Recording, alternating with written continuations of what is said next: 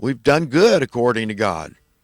This is what he wanted. When the earth populated his satisfaction, I mean, he can do everything else in the universe. Why can't he just pull the fertility?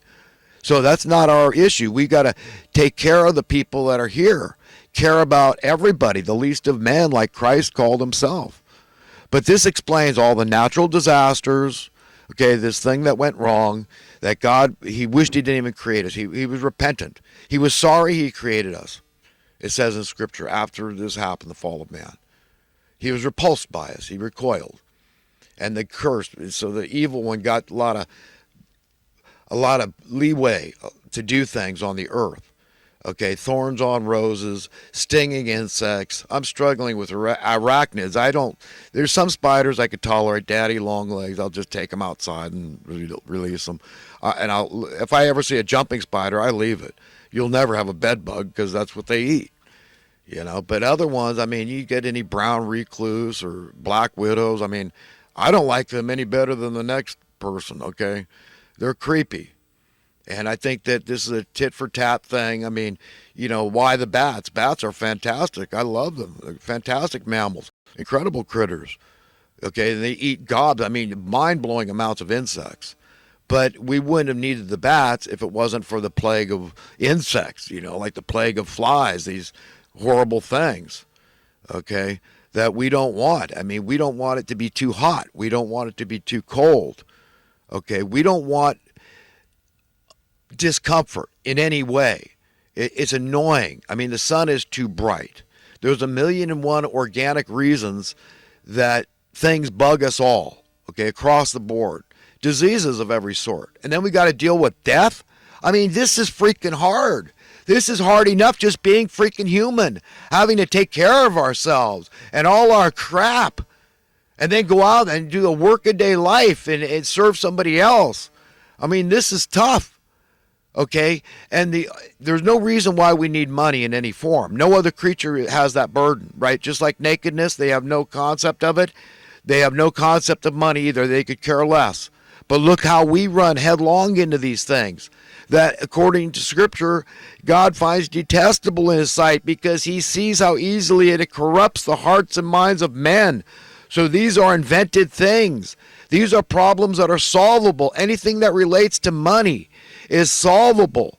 It was invented by evil men to steal from others. It's that simple. And it's in effect today. They've normalized slavery right under our noses. The federal minimum wage. I mean, where are these people that are supposed to look after the interests of the federal minimum wage workers? Okay, I've got questions. I want to do an expose on 2020 or 60 Minutes, one of these shows. Okay, where are the reporters? Where are the journalists? These are stories of interest. Our short history in America. Why? Why did the federal government decide it was necessary to have a federal minimum wage? Do you remember a little thing called slavery? Unscrupulous masters or employers, bosses? That's why. And we wanted to demand a standard of living because the workers are every nation's single greatest resource, single greatest asset, bar none. Period. End of story. You could sit on a mountain, a capital, but if you don't have willing workers, because slavery is illegal, it must be willing, then you got bupkis. Nothing gets done. Look around your house. Look outside at all the stuff. Nothing would be there without common, ordinary, often uneducated or lowly educated people, common people, and their skills are not that difficult to learn. All this is true. Is that any reason to subjugate these people, to marginalize them, any reason, any excuse, any pretext, any justification, any basis, how are you going to answer? How are you going to stand before God? You think you're just not going to exist? I mean, listen, if the shoe doesn't fit, don't wear it. I'm always saying that. So I'm just speaking to unbelievers maybe. I don't know. But listen, you think you're not going to have to answer? You're just not going to exist someday? And you're just going to get to skate because you're going into non-existence because you're a non-believer because that's your choice? I'm your best friend. I'm telling you, man, you might be wrong. And there might be a day of reckoning when you stand before your parents, the Almighty Creator God, and you have that splaining to do for your belief systems, for your BS. You will answer for why you didn't live by the golden rule. Why didn't you care about every single person on the face of this earth as much as you care about yourself, or better yet, your own children? Whether you have children or not, you can imagine how much you care about your kids. The vast majority of parents would gladly trade their lives for their kids in a heartbeat. That's the nature of God. So it's because evil men forsake their conscience, they have an advantage over the righteous. Do you understand why? Because the righteous have boundaries. They don't need the laws of man to tell them what to do and what not to do. They can depend on their conscience, their God-given conscience, to understand these things. So the only reason we got all this organic suffering, okay, to the point of death, is because of the original sin. It's in our genes. We got this death gene, and we've all got to deal with it. The only way out is to believe in a loving God that wants to give us what it says in Scripture, an eternity in paradise, not this crap hole. I mean, a place without any form of money, because all money does, it corrupts the hearts and minds of people. We can't handle it. It's as simple as that. It's a way to get everything off balance and gives one group of people an advantage over the others. Okay? And it's often the worst. Remember, it's not just the cream that rises to the top. It's the scum. It's up there, doesn't care. And that's why it's there. Because it says, I've got an advantage, and you dummies can care about your stupid little conscience and your integrity and your honor and your reputation and answering to your God someday. But I'm taking the high road. I'm taking the best path here. That's what they believe. You understand why it carries on? Why our problems don't just persist, but they increase? Because more and more people say, yeah, looks like they're right. Let me jump on the bandwagon, and I'll be a landlord that I sure as hell don't want to be a tenant under. I don't care. That's your problem. You should have jumped on the bandwagon and become a landlord like me. But it's getting late in the game here. You understand? Things are starting to stink to high heaven.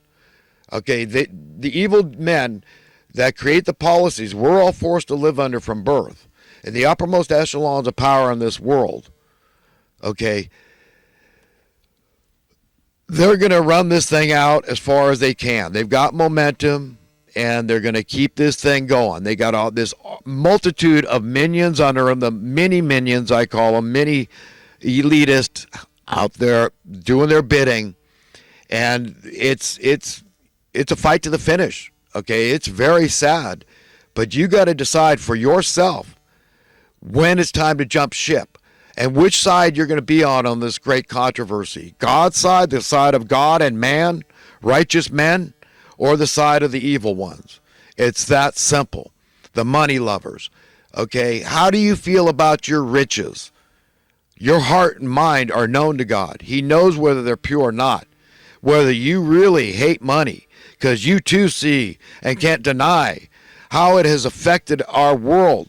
All through history, this phenomenon has been going on. The money masters of misery have been in control. That same mentality of people, that same caliber, a lot of it's inherited wealth. So many people are opposed to universal wealth from birth. They think I'm radical talking about being an egalitarian, saying, well, it's just logical. It's the way God would have it. It's God's planet. Share it. He tells all his kids he doesn't play favorites with them. What's unreasonable? So we should all be rich from birth. What need would there be for money? It'd be stupid. But these same people that would say, oh, you commie or socialist or some crap, these people, oh, it's fine that, Trump's kids are going to inherit all the money. Yeah, inherited wealth is fine. We all get that. Yeah, we all do. Who you can leave your crap to, right? We all get it, you understand? So what's wrong with God getting his way finally? That's what's coming. You want to be ready for the world of tomorrow? Be ready for a world without any form of money. As for the clothing thing, it says in Scripture, we'll be clothed with righteousness.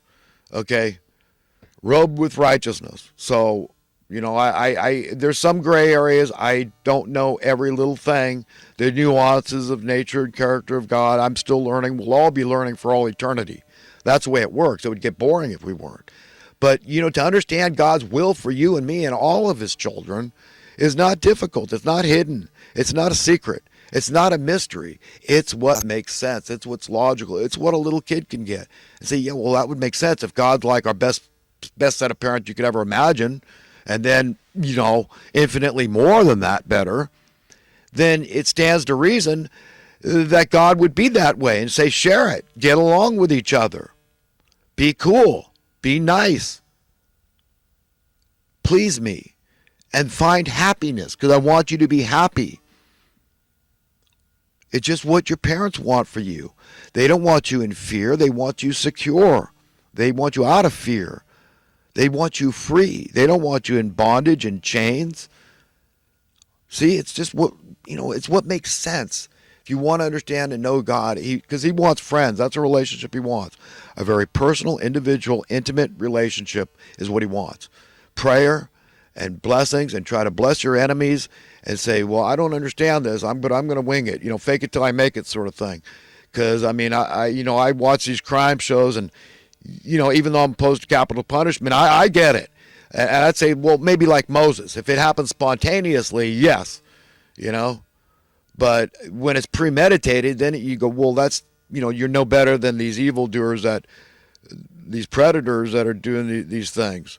It's first-degree murder. If society says, yes, in our wisdom, we're going to think this through. And, that's the epitome of being premeditated, right? So, anyhow, that's my take, my friends. Love one another, care about people just like yourself. And we will solve our problems so quick, and that's not what the evil men want. And the main problem they got to keep intact is desperate poverty, because it drives so much of the desperation, so much of the crime, and it gives them so much relevance. They do not want an end to poverty.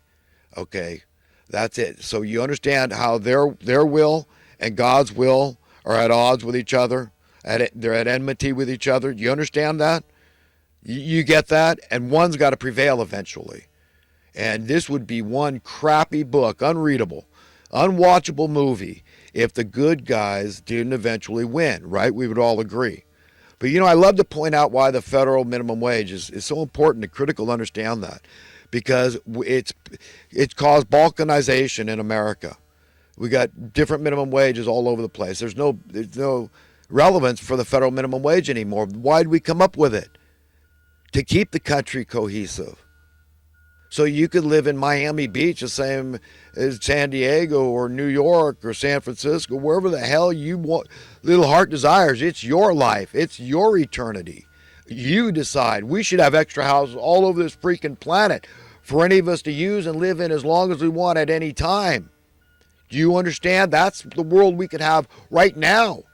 Right now. That would be God's will being done. That you're free. The captives must and will be set free. That's what's coming, my friends. The world of tomorrow is good for the righteous, the decent, the money haters out there like myself. It's an abomination, detestable in the sight of God. Look how easily it corrupts the hearts and minds of men. Have nothing to pt2.